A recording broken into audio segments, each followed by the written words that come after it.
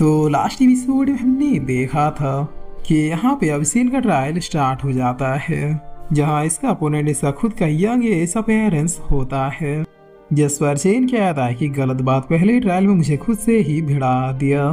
तब ये क्लोन अब अपने अटैक के साथ रेडी होने लगता है, जिस पर चेन कहता है क्या मैं जिस टाइप के अटैकों का यूज करता हूँ ये भी वैसा ही करेगा। कोई बात नहीं, क्लोन चाहे कितना ही ज्यादा स्ट्रॉन्ग क्यों ना हो, बट ओरिजिनल तो मैं ही हूँ। मेरे अटैक्स को मुझसे बेहतर कोई भी यूज नहीं कर सकता। जिस पर ये क्लोन अब काफी फास्टली सीन के ऊपर कई सारे पंचों को मार देता है, बट सीन हंसते हुए कहता है कि ये तो मेरी इंसल्ट है।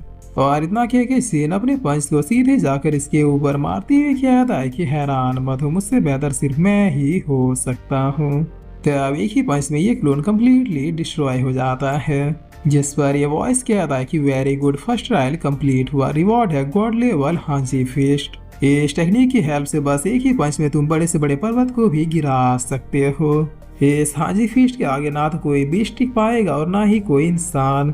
तुम्हारी रॉ स्ट्रेंथ जितनी ज्यादा सुपीरियर होगी, इस पंच का इम्पैक्ट भी उतना ही ज्यादा होगा। तब सीन क्या था कि हांजी फिस्ट इस टेक्निक के बारे में तो पहले कभी नहीं सुना।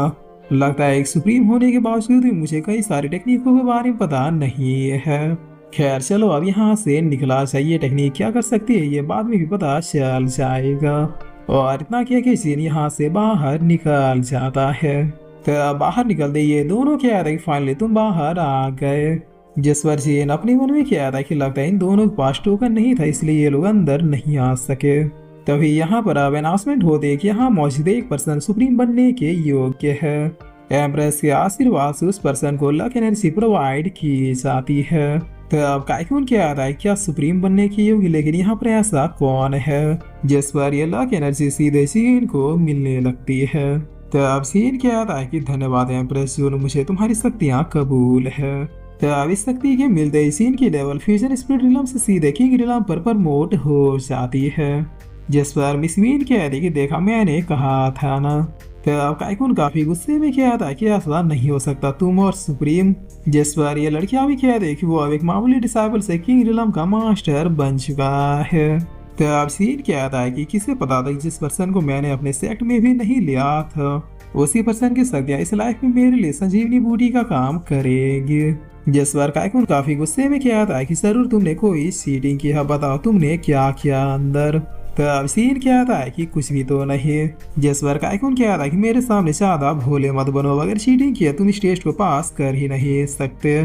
तुमने जरूर अंदर कुछ किया होगा, तभी तो ये लोग तुम्हें सुप्रीम मान बैठे हैं। अगर तुमने अगले 5 मिनट में नहीं बताया कि तुमने क्या किया, तो फिर मैं तुम्हें दिखा दूंगा कि मैं क्या चीज हूँ।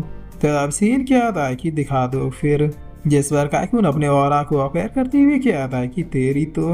अब ये लड़कियां एक साथ कहती है कि शांत हो जाइए मास्टर, ये लड़का आपको मामूली पर्सन नहीं रहा। जिस पर काइकून क्या आता है कि तो क्या मैं मामूली हूँ। तो अब इसकी बातें सुन मिस वीन हंसने लगती है। तो अब काइकून क्या आता है कि इसे मारने के बाद इसकी शक्तियां मेरी हो जाएंगी, उसके बाद मैं तुम्हें भी देख लूंगा। जिस पर मिस वीन क्या आती कि ओ अच्छा चलो फिर मार दो उसे, मैं भी देख रही हूँ। तो अब सीन क्या आता है तुम भी ना क्यों उस बच्चे को मरने के लिए उकसा रही हो। जिस पर काइकून और भी ज्यादा भड़कते हुए अपने फिश के साथ चीन की तरफ बढ़ जाता है। तब सीन स्माइल करते हुए कहता है कि दफा हो जाओ, और इतना क्या कि इसके आते ही एक लात मार देता है। जिस पर ये दोनों लड़कियां काफी शौक होती हुई कहती है कि क्या। तो अब काइकून कहता है कि इम्पॉसिबल, ऐसा नहीं हो सकता, तुम इतने पावरफुल कैसे हो सकते हो। जिस पर चीन कहता है कि अब पछताए क्या हो जब चिड़िया चुग गई खेत। मैं तुम्हें लास्ट चांस दे रहा हूँ, अपनी गलती की माफी मांगो और चुपचाप निकल जाओ यहाँ से। तब काइकून दोबारा उठते हुए कहता है कि बाशर, तुम्हें लगता है मैं तुमसे डरता हूँ। जिस पर मिस वीन कहती है कि हो गया कहानी खत्म। तब सीन अब हाजी फिस्ट का यूज करने लगता है। जिस पर काइकून कहता है कि क्या है ये, तुम कौन सी टेक्निक का यूज कर रहे हो। तब सीन कहता है कि हाँ जी गॉड फिस्ट, चलो अब देखा जाए कि आखिर ये पंच उतनी भी पावरफुल है या नहीं जितना बताया गया था। और इतना कहते जेन इस फिस्ट को इसके ऊपर मार देता है, जिसकी वजह से यहाँ पर काफी जोरों का धमाका होता है। तब सीन क्या आता है कि तुम लिली के दोस्त थे, इसी वजह से मैंने तुम्हें सेकंड चांस दिया था, बट तुम्हारी किस्मत में मरना ही लिखा था। मैंने पहले ही कह दिया, जो मुझे या फिर मेरे लोगों को हट करने की कोशिश करेगा मैं उसे जिंदा नहीं बख्शूंगा। जसवा इधर हम देखते हैं कि हाजी फिस्ट के लगते कायकुन यहीं पे निपट गया था। तब सीन अब इन लड़कियों से पूछता है कि क्या तुम लोगों को कोई आपत्ति है। जसवार ये दोनों भी काफी डरते हुए नहीं कहते हैं। तब सीन मिस वीन से कहता है कि चलो अब अगले लोकेशन पर चलते हैं। जसवार मिस वीन कहते हैं कि मैं तो कब से तैयार थे। तब सीन चेंज होता और हम देखते हैं कि टोकन में जो अगला लोकेशन था यहाँ पर वो लोग पहुंच चुके थे। जसवार चीन पूछता है कि क्या तुम ठीक हो। तब मिस वीन कहता है कि हाँ मैं बिल्कुल ठीक हूँ। जसवार चीन कहता है कि तुम्हारी शक्तियाँ वाकई में अनस्टेबल है। तुम्हारी शक्तियाँ बस यहाँ से वहाँ ट्रेवल करने में ही काफी ज्यादा लूज कर रही है। तो मिस वीन कहते हैं कि ये आम बात है, चलो अंदर चलते हैं। और इतना कहते ये लोग अब एक बड़े से गेट के सामने पहुंच जाते हैं। जिस बार मिस वीन कहते कि जहाँ तक मुझे पता है यहाँ से हमें सेपरेट होकर अकेले अकेले जाना होगा ताकि वो 10,000 साल पुराना लोटस हमें जल्दी से मिल जाए। तो अब सीन कहता है कि ओके जैसी तुम्हारी मर्जी, अगर मुसीबत में पड़ो तो फिर बस मेरा नाम लेके आवाज देना। जिस बार मिस वीन कह रही टेंशन मत लो, ऐसी नौबत नहीं आएगी। और इतना कह रही ये दोनों इस गेट में एंटर कर जाते हैं।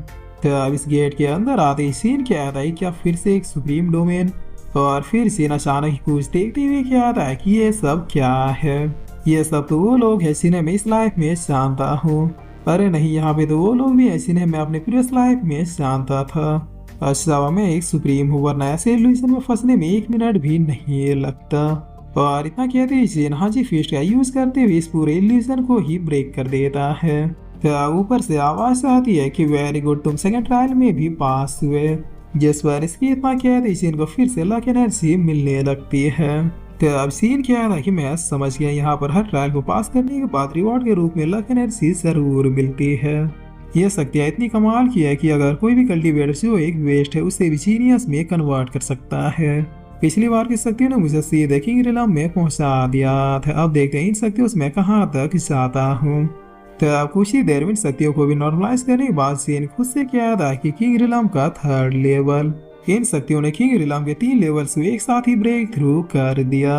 अब मैं उस बाइसी एम्पायर के ओल्ड मैन का भी ढोल बजा सकता हूँ। और फिर इसी के साथ ये एपिसोड यहीं पे खत्म होता है।